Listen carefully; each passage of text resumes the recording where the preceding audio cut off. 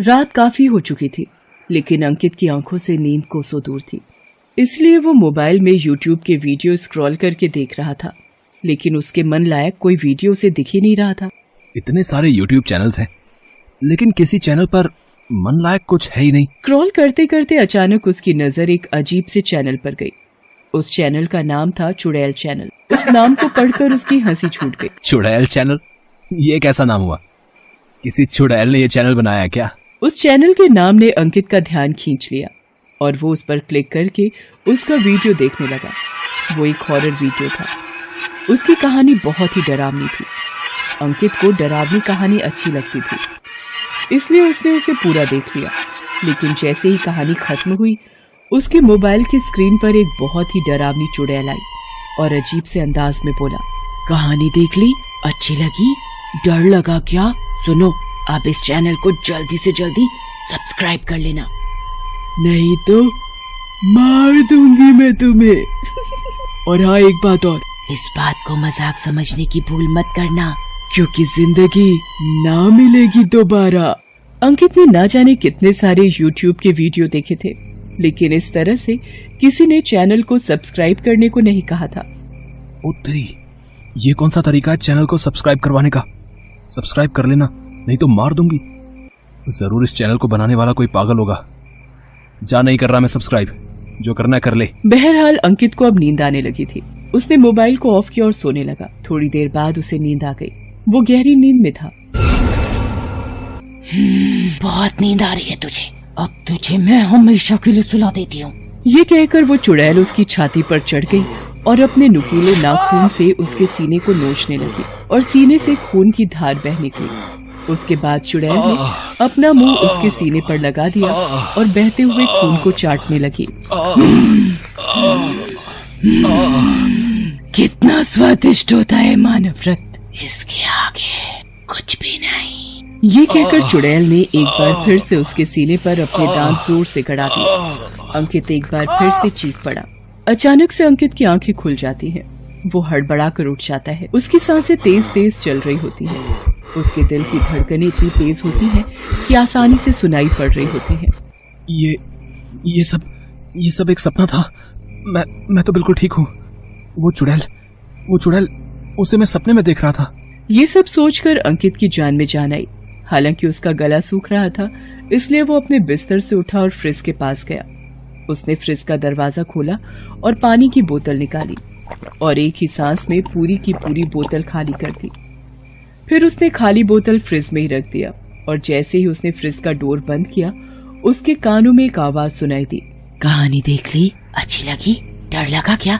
सुनो, आप इस चैनल को जल्दी से जल्दी सब्सक्राइब कर लेना, नहीं तो मार दूंगी मैं तुम्हें। और हाँ, एक बात और, इस बात को मजाक समझने की भूल मत करना, क्योंकि जिंदगी ना मिलेगी दोबारा। इस आवाज को सुनकर अंकित चौंक गया। वो इधर उधर देखने लगा। ये तो उसी चुड़ैल की आवाज है जो YouTube के चैनल को सब्सक्राइब करने के लिए कह रही थी, लेकिन उसकी आवाज यहाँ कैसे आ रही है? वो फिर इधर उधर देखता है, लेकिन उसे कोई भी नहीं दिखाई देता है। ये क्या हो रहा है मुझे? मैं सोता हूँ तो वो चुड़ैल दिखती है और जाग रहा हूँ तो भी उसी चुड़ैल की आवाज कानों में गूंज रही है। ये क्या हो रहा है मुझे? तभी अंकित के कानों में चुड़ैल की हंसी की आवाज सुनाई देती है।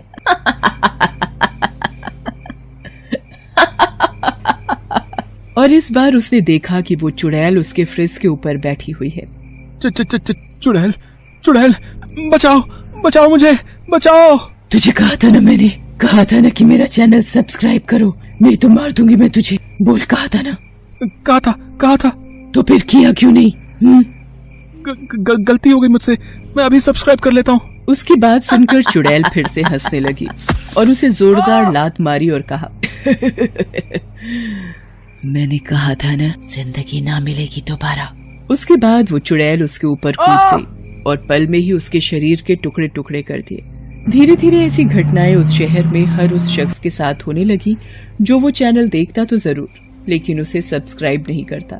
जो उस चुड़ैल के चैनल को सब्सक्राइब करता, उसकी जान बच जाती। लेकिन दुर्भाग्य की बात ये थी कि उस चैनल को बहुत कम लोग ही सब्सक्राइब करते, इसलिए शहर में मौतों की संख्या भाई, अब तो मुझे हर पल डर लगा रहता है। कि कहीं आज मरने की बारी मेरी ना हो। किसी को कुछ पता नहीं लग रहा है कि आखिर इन मौतों के पीछे कारण क्या है। भाई मैंने तो सुना है कि इन मौतों के पीछे कोई यूट्यूब वाली चुड़ैल है भाई, जो लोगों से अपना चैनल सब्सक्राइब करने के लिए कहती है और जो उसका चैनल सब्सक्राइब नहीं करता ना वो उसे मार देती है। यूट्यूब वाली चुड़ैल? अब ये कौन सी चुड़ैल पैदा हो गई? ये तो मुझे नहीं पता, लेकिन पूरे शहर में यही चर्चा है।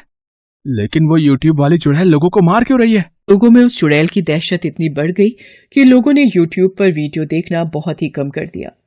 उसी शहर में मनोरमा नाम की लड़की रहती थी, जिसे भूत प्रेतों और चुड़ैल की दुनिया बहुत पसंद थी। लोग तो ये भी कहते कि वो भूत प्रेतों से बातें भी कर सकती थी। वैसे वो पैरानॉर्मल एक्टिविस्ट थी। मनोरमा जी, हम बहुत उम्मीद लेकर आपके पास आए हैं, आप हमारी मदद करिए। पूरा शहर उस यूट्यूब वाली चुड़ैल के कारण दहशत में है। आप लोग परेशान ना हो, मैं उस चुड़ैल से आज रात को बात करूंगी। जरा मैं भी तो जानूं आखिर वो इस तरह लोगों को मार क्यों रही है। मनोरमा ने उन लोगों को मदद का आश्वासन दिया। उसी रात की बात है। मनोरमा चुड़ैल का चैनल देख रही थी और जब उसने कहानी पूरी देख ली तो वो चुड़ैल उसी तरह स्क्रीन पर आई और पुरानी बातें दोहराई। लेकिन आज जब वो अपनी बातें दोहरा रही थी, मनोरमा उस चुड़ैल की आंखों में देखते हुए उससे कह रही थी, ये तो जबरदस्ती है। कोई इस तरह जबरदस्ती तेरा चैनल क्यों सब्सक्राइब करेगा? जा, मैं तो नहीं करती तेरा चैनल सब्सक्राइब। मनोरमा को पता था वो चुड़ैल जरूर उसके पास आएगी, इसलिए वो पूरी तैयारी के साथ अपने घर में थी। उसने ऐसी लेजर गन बना रखी थी जिसका असर चुड़ैल और भूतों पर भी होता था। और जैसा कि मनोरमा का अंदाजा था, आधी रात के बाद यूट्यूब वाली वो चुड़ैल उसके पास आई और उस पर हमला कर दिया। मार दूंगी, जो भी मेरा चैनल सब्सक्राइब नहीं करेगा मैं उसे मार दूंगी। चुड़ैल अपने नाखूनों का प्रहार उस पर करने ही वाली थी कि मनोरमा ने लेजर गन से उस पर प्रहार कर दिया। एक किरण उस गन से निकली और चुड़ैल की छाती पर जा लगी। चुड़ैल दर्द से छटपटाने लगी। तूने मुझ पर हमला किया, मुझ पर, तू बचेगी नहीं। चुड़ैल उसके ऊपर फिर से हमला करने के लिए मुड़ी, लेकिन मनोरमा ने लेजर गन का प्रहार एक बार फिर से उसके ऊपर कर दिया। यूट्यूब वाली चुड़ैल दर्द से छटपटाने लगी। मत कर, ये मत कर, मुझे छोड़ दे। मैं छोड़ दूंगी तुम्हें, लेकिन पहले ये बता, तू लोगों को मार क्यों रही है? यूट्यूब वाली चुड़ैल का नाम नंदिनी था। वो बहुत ही गरीब लड़की थी और शहर के एक कॉलेज में पढ़ती थी, लेकिन वो सभी के बीच बहुत फेमस थी और उसके फेमस होने का कारण था उसका जादू। उसे जादू के बहुत सारे ट्रिक्स आते थे। नंदिनी को कॉलेज के लोग घेर कर खड़े हैं। नंदिनी हाथ में 2000 का नोट लेकर खड़ी है। देखो, ये 2000 का नोट दिख रहा है ना सबको? सभी लोग इसे गौर से देखते रहना। सभी लोग उस 2000 के नोट को घूर घूर कर देख रहे थे।